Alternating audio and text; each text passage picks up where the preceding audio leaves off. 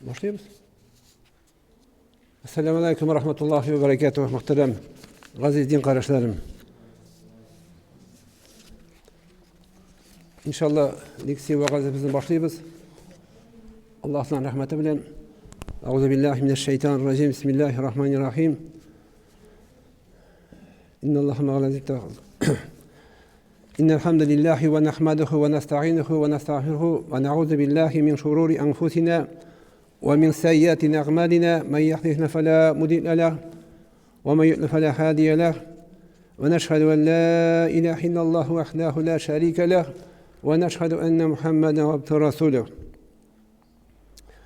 يا أيها الذين آمنوا اتقوا الله وقولوا قولا يا أيها الذين آمنوا اتقوا الله حق تقاته ولا تموتن إلا وأنتم مسلمون يا أيها الناس اتقوا ربكم الذي خلقكم من نفس واحدة وخلق منها زوجها وبث منهما رجالا كثيرا ونساء واتقوا الله الذي تساءلون به والأرحام إن الله كان عليكم رقيبا يا أيها الذين آمنوا اتقوا الله وقولوا قولا سديدا يصلح لكم أعمالكم يغفر لكم ذنوبكم ومن يطع الله ورسوله فقد فاز فوزا عظيما أما بعد. Bütün alemlerini, jirlerini, köklerini yaratıp, hem şuşu igi bulmagan jirler, kökler arasında köp sanlı caniyelerine, vücutlarına, her daim bizlerge de rızık berip terbiye kılışı, Maliki yevmiddin, gadil hükümiyesi, yani kıyamet günün gadil padişahısı, bizge bu turmuş dünya medresesinde dürüst ettirip yaşaw için, adaşıp sataşıp cehennemge utun bulup kaytması için izgi Kur'an-ı Kerim'ni bula gitip birişi, Allah Hak Subhanahu ve Teala'ga barşa maqtav, hamd, sana şükürlerimiz bulsa idi. Allah Teala'nın hak elçisi, süyükli Peygamberi Muhammed Aleyhisselam'a da köngül türlerinden çıkan salavat şeriflerimiz irseydi. Peygamberimizin sahabelerine, ehl-i beytine, bizden müdafine eşek, Beytullah'daki sözlerimiz dua-i selam bulup irseyi. Kimni Allah Teala hak yolga, hidayetke kundirse, ol doğru yolga kundirgen kişilerini adaştırışı bulmaz. Kimni Allah Teala adaştırsa, ol adaştırgan kişilerini doğru yolga kundirişi bulmaz. Eşhedü en la ilahe illallah ve eşhedü enne Muhammeden abduhu ve resûluh. Könglimden guahlık birem ki Allah Hak Subhanahu ve Teala başka gamel, ibadet kılırga yaraklı zat yok. Allah Teala üzerine. Muhammed Aleyhisselam Allah Teala'nın ilçisi, Allah Teala'nın kulu, bütün dünyaya, her bir etrafka Kur'an bilen kildi. Kur'an'ın hükümlerin iriştirip tamam kıldı. Bir ayetini de şitte kaldırmadı. En büyük söz Allah Teala'nın sözü. En dürüst yol ol Peygamberimiz sallallahu aleyhi ve sellem'in yolu. Köngülümüzdeki bulgan nefisinin, şeytanın zararından Allah Teala'nın üzerine sığınabız. Esselamu Aleyküm Rahmetullahi ve Berekatuhu. Muhterem, aziz Müslüman kardeşler, Müslüman kardeşler, Allah Teala'nın selamı, Allah'tan rahmeti bulsun. Bugünkü vaaz kişimiz bu, leksiyimiz bereketli bulsun. Allah'tan şunu sorayım. Tınlap oturganlarga köngül saflığı, köngül paklığı berip, işitkenler bilen, bilgenler bilen dürüst etip gamel kılırga nasip ve müyesser kılsayı, endi bizge kelgende Allah Teala bizge şeylerge jingil aşkısı berseydi. Allah Subhanahu Kur'an-ı Kerim'de ayette: Ya eyyuhallazine Ya eyyuhallazine amenu ittakullah ve kulu kavlen sadida yuslih lakum a'malakum ve yaghfir lakum zunubakum ve men yuti'illah ve rasuluhu faqad faza fawzan azima amma ba'd. Allah etkenşe iş kılsağız dey. Allah işlerinizni ve amellerinizni ıslah kılır. Yani düzeltir ve günahlarınızı yarlıkar. Birey şın köngülden Allah'a ve onun Resulüne itaat etse, ул кеше һичшиксез üstünlükкә ва изге теләгенә иреште ди Ахзаб сүрәсенең 71-нче аятында Аллаһ Субханаһу ва Тааля.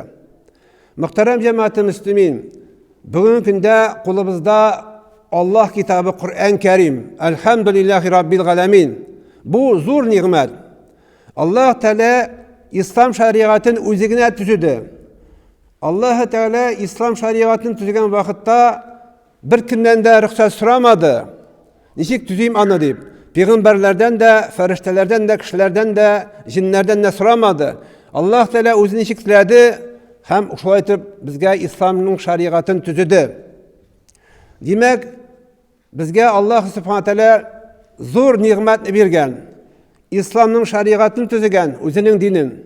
Һәм Qur'анны биргән, һәм шушы Qur'анны ислам шариғатын өйрәтүче, аңлатучы итеп, укытучы итеп Аллаһ Тәгалә безгә шушы галәмнәргә, җир йөзенә пәйгамбәрен җибәргән Мөхәммәд саллаллаһу алейһи вәсәлләмне. Димәк, бу зур ниғмәт. Кемдә кем шушы ниғмәткә ябышты, теше тырнагы белән, ул бәхеткә иреште, гынахларыннан ярлыканды. Инде кызганычка каршы кемдә кем бу ниғмәттән мәхрүм калды исә, ул кыямәт көндә хәсрәттә була андый кешеләр. Аллаһ Раббыбыз безне һәр барчабызны шулардан безгә сакласын. Аллаһ Тәгалә Qur'анны безгә нәрсә өчен бирде? Мөхтәрәм җәмәгать мөслимин. Аллаһ Тәгалә безгә Qur'ан Кәримне бирде.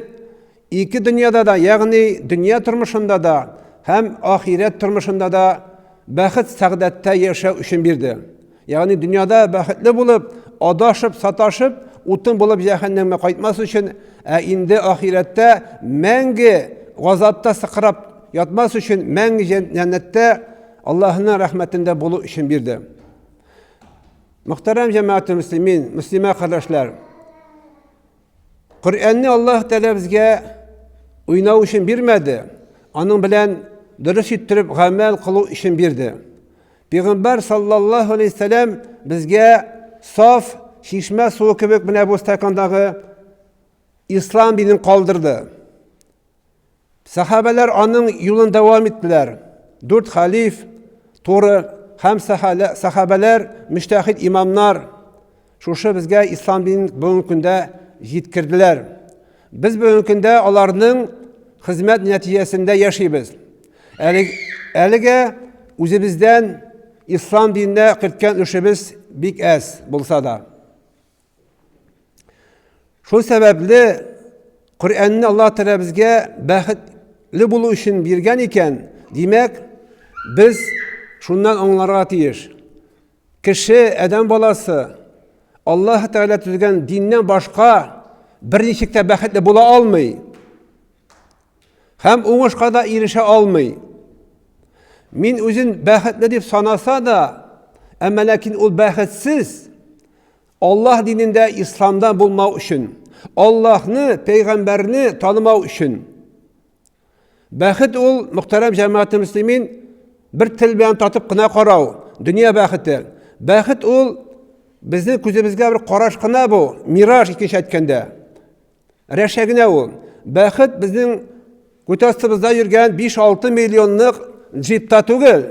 Бәхет ул 2 катлы, 3 катлы коттеджларда саны хисабын белмәгән офшорный островлардагы акчаларда, яхталарда yüzеп йөрү, матур хатыннар кышып йөрү,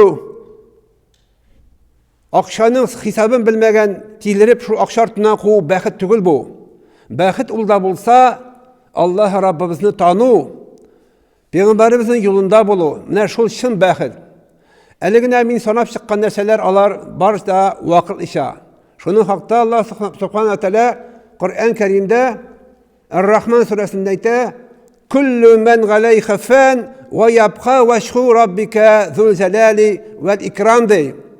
Бүтән дөньядагы булган барлык, ягъни күзгә күренгән һәм күренмәгән ул нәрсә бер көнне юкка чыгачак.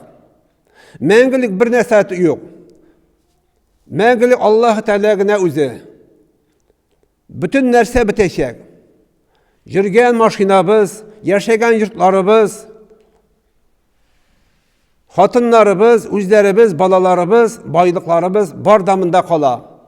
Аларны берсен дә алып китеп булмый. Урысча әйткәндә, саван карман не прошиешь ди.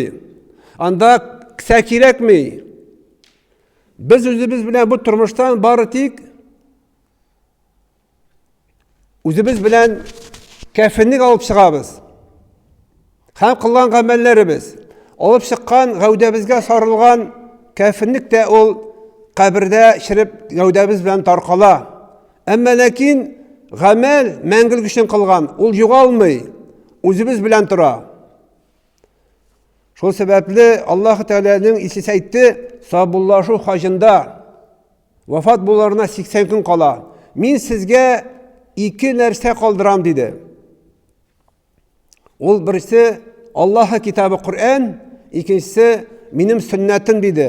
Шуңа тишегез, тырнагыз азу төше белән ябышыгыз диде. Тафаррaqu, ябышканнан соң киселмәгез, аерылмагыз диде. Күрәсезме менә? Аерылмагыз, киселмәгез диде.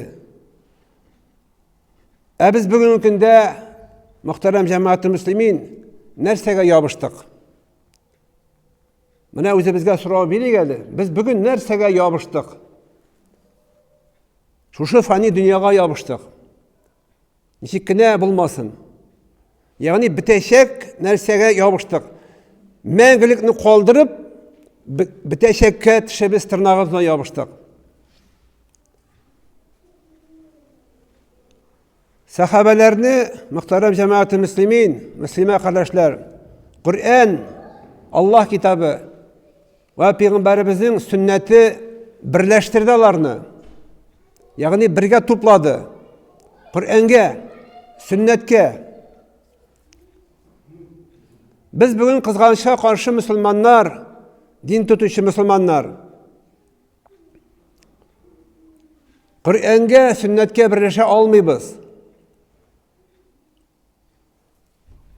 Безне бүген Коръән, сөннәт, Аллаһ китабы Коръән, Пәйгамбәребезнең сөннәте берләштерә алмаса, нинди юл, нинди хакыйкать, нинди тагын юл бар? Әлбәттә бер нинди юл юк. Аллаһның Исәс әйтте бит, сезгә Аллаһ китабы Коръән һәм сөннәтне калдырам диде. Шуңа сез ябышыгыз диде. Нә кеше шушы Коръән, сөннәткә ябышып, Аллаһ Тәгаләнең әмерләрен, фәрманнарын үтәсә, тормышка ашырса Коръәнне, кеше бу дөньяда ук бәхеттә була. Кеше бу тормышта ук бәхетле яши. Дөнья тормышы ахирет белән чагыштырганда әйткәнчә ул вакытлыча гына. Ахирет мәңгелек җәмәгать. Бүгенге көндә әммәбездә белә дин тотучы мөселманнар, мөслимә кардәшләр, Аллаһ Тәгалә бер, Пәйгамбәребез Мөхәммәд галәйһиссәлам бер, Коръән бер, кыйбла бер. Тагын безгә нәрсә кирәк? Берләшү өчен. Менә бүгенге көндә мин санап чыккан нәрсәләр, әгәр дә безнең берләштерми икән, безне бүгенге көндә нәрсә берләштерә ала? Арабызда тынычлык, татулык булсын өчен. Фитнә, талаш булмасын өчен безнең арабызда. Дөньяда гаделлек урнашсын өчен, тәртип урнашсын өчен. Әгәр дә без Коръәнгә, сөннәткә, сахабалар кебек кайтсак, ничек алар яшәп күрсәтте, һәм безгә алар образис, үрнәк булып калдырды. Дөньяда ул вакытта тәртип урнашыр иде. Әйе, хакыйкатьтә исә Аллаһ Тәгалә ислам шәригатын безгә төзеде, адәм балаларына дөньяның яратылганын алып, һәм дөнья биткәнче кыямәт көненә хәтле ислам шәригатын төзеде. Ислам шәригаты кыямәт көненә хәтле Коръән үзгәрмичәк, ул эшличәк. Бездән соң да эшличәк ул, безгә хәтле эшләде ул. Менә шул Аллаһ Тәгалә үзе төзегән шәригатны нинди генә кавымнар, нинди генә түрәләр килсен, нинди генә хөкемдарлар булсын, аларга яраклы, муафиq итеп төзеде. Бер кемнең дә нәфсенә дә каршы килми, бер кемне дә түбәнсетми, киресенчә Аллаһ шәригаты белән яшәсә кеше, Bütün bulgan dünyadagı problemlardan hal etilä, şişilä. No ämmä lakin, äligini aýtdym bit, biz Kur'andan, sünnetten şişleştik. Mine bugün günde gelip çıkan vaziyette, ilimizdeki, cemiyette de, köp bahaslarda, karşılıklarda, fitnelerde, hem birbirimizni anlaşılmışa, düşmanlaşıp yürürler de, şu Allah Teala'nın şeriatinden taypılganına köreyemez. Eyi biz bugün var, köp, sözde yok, bunda bahas yok. Peygamber sallallahu aleyhi ve sellem nerse dedi? Siz kıyamet aldığından değil, İhtibar etiniz. Siz de kıyamet aldığından değil, sabun kubu kübükkine de bir hadiste ayte. İkinci bir hadiste ayte, dengizdeki kubuk kübükkine de siz, kub bularsız değil. Kub bularsız. Sonra, hesapka. Milyar yarımdan artık din tutuşu jirisinde var. Tükel sanın Allah hağılan bilişi. Ama lakin sonra kub bulsak da sıfat var mı? Sıfat yok. Sıfat bulmagaç köpçülükten fayda yok. Sahabeler ezgine idiler. Onlar köp işlerini başkardılar. Sahabeler az silediler alar. No anın karağı alar bik köp işler işlediler. Alar anın karağı bik köp işlerini işlep kaldırdı. Mene eyligine vagazimlik seni şundan başladım. Alar işlegen hizmet neticesinde biz bugün şuşunda oturabız. Əlige bizniki görünmey. Görüngenini de ol közge bik az.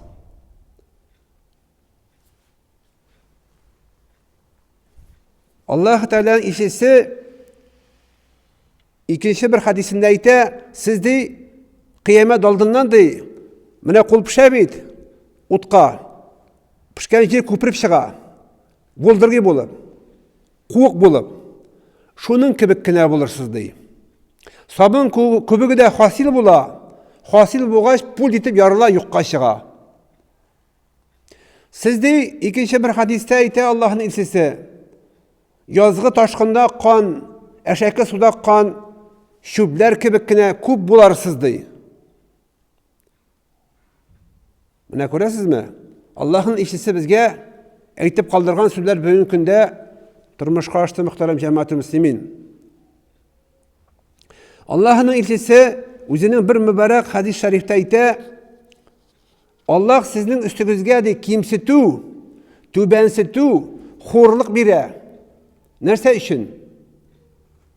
Bu hallerden azat etmeyecek. Siz Allah dinine kalkmışa turuptu. Buna ihtibar ettiniz bu hadiske. Hurluk, kimsitu, tübensitu bire. Nerse için? Allah Teala'nın dinine kaytu için. Kişi uylansın için, fikirlensin için. Allah Teala Kur'an-ı Kerim'de aytışın hakta. Jirde, dengizde köp buzukluklar taraldı dey.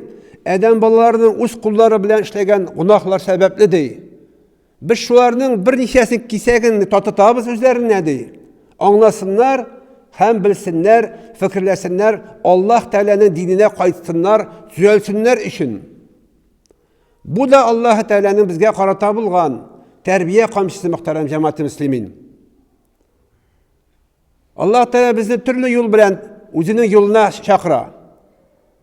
Kimdir prendikni konfliktini kile, kimdir prendikni konfliktini Allah Teala iken tanımay, kimgedir kamçı kirek, olda terbiye kamçısı, kimdir şu kamçı aşa kile, kimdir Allah dininin türmede taba, azat vakitte tabalmagan irlikte, hem anda taba, şunda kirdim dey, şunda kirmeyen bulsam Allah'ın tabalmağın bular dey. Bu da hakikat. Kimdir ağırıp kile, kimdir sataşı yolunda yürgenden son isirip tilirip hakikatin Allah Teala aşağı. Bu bar da Allah Teala'nın yolları. Mine cemaat bu tübenşikliklerden şiğunun yolu koyda iken, Allah dinine koymayı turup, siz de bu tübenşilikten çıkmayacaksınız değil. İkinci türüne gitsek, muhterem cemaat-i müslimin, zam kunutu kruk. Mine biz yürüyüp şu zam kunutu krukta eylene tireli. Şiğu yolu şuşundan izleyip biz bütün yerden, notuluk izlemeyiz, Tüp yerden Allah Teala kuşatkan yoldan. Mine şu Allah Teala kuşatkan yoldan şu yoluna tapsak biz, unijini, tübenşilik, hurluk bizden üstümüzden alına. Allah vəqdəsi hak. Allah vəqdəsi özgermey. Allah iki söylemey. Allah Teala bir güne söyley. Hem onun söylevi özgermey. O kıyamet günü hal tura. Biz bugün köp söyleybiz. Etkenşe. Biz bugün aldığımız dostumuzun da, hatta Müslüman kardeşimizin de emanetke, sözge, vaqdaga hıyanet etemiz. Ama lakin Allah Teala öz sözünden nıktıra. Emanetke de, sözge de hıyanet etmeyi. Kur'an'ını birdi, sünnetini birdi. Şunun bilen amel kılsağız, bəxtli bulup yaşaysız dedi. Eğer de biz bugünkünde şu Kur'an'a tengel kileri gitip yaşayımızı özgertmesek, muhterem cemaat-i müslimin, sahabeler gibi, o vakitte bir nersede özgermeyi. Dünya sögüp, türelerini sögüp, patşalarını sögüp, siyasetka tıkışını bir nersede özgermeyi.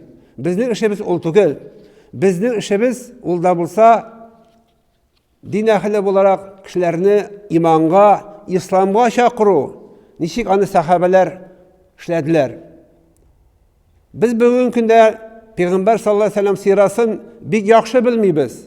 Eğer de biz Peygamber sallallahu aleyhi ve sellem sirasını evvelinden alıp ahırına hatlı nişe kat okup çıksak, biz bugünkünde bir küp uğuşlarga erişer idik. İmanım kamil, Allah ismini aytam. Anda barda yazılgan. Peygamberimiz yaşadı bit. Türlü din konfesiya arasında durdu. Medine'de durdu, Mekke'de yaşadı.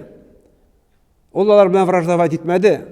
Kirisinçe ol çakırdı İslam'a hikmet bilen. Hem şu hikmet bilen çakırganға Allah Teala ana uğuş birdi. Mine bizi bugünkünde bizge hikmet diyen nerse hitip bitmiyor muhterem cemaat-i müslimin. Sahabelerinin yaşa uğraşı bilemiz. 10 ayet idi. Kur'an'dan Allah aldı 10 ayet Peygamberimizden. Ne güzel getiririz. Kur'an'dan aldı bari tek 10 ayet. 100 tügül, 20'de tügül, 15'te tügül. Peygamberimizden şu 10 ayetini aldı, özlerinin okutuşlarından. Hem şu 10 ayet bilen alar yaşadılar, şu 10 ayetini alar turmuşka aşırdılar. Şu 10 ayetini amelde kılıp küsettiler. Şu 10 ayet alarının kanlarına, süyeklerine, jiliklerine ötüp singeç. Alarının şu Kur'an'da ayetleri, Peygamberimiz sünnetleri revuşinde, şağılışında körüngeç. Onlar okutuşlarına kilip tağın 10 ayetini aldılar. Bu 10 ayet alarının üzerinde körünmey turib, alarının sahabelerinin okutuşları alarga tağın 10 ayet birmedi. Çünkü ne için? Çünkü onlar teki eligine algan evveli 10 ayetini turmuşka eli aşırıp bitirmegenler idi. Mine onlarının yaşav prinsip, yaşav revuşları bizimle qaraganda. Biz bugün Allah kitabını okuyuz. Elhamdülillah Rabbil Alemin. Kur'an'ın evveline alıp Fatiha suresinden ne suresi hatlı yatlap çıkabız. Kur'an hafizler de var. Subhanallah, maşallah. Birer sureni yattan bilsek, onu okup çıkabız. Ama lakin şu sahabeler yaşayan gibi yaşasak biz bir kübüğüş erişeydik. Onlar yaşara batırın tügül. Kubisi sahabelerinin Kur'an'ını yattan bilmedi bizden gibi. Ne için? Çünkü o vakitte kitap yok idi. Bir yine kitap. O Allah kitabı. Ehadil milyon kitap. Tügel sanı Allah özü biledir. Bereket yok beyt. Bir kitap. Onları özgertti. Kur'an'ı tamirde özgertti sahabelerini. Yaşayışın. Eline etken şey Kur'an onların itlerine sürekli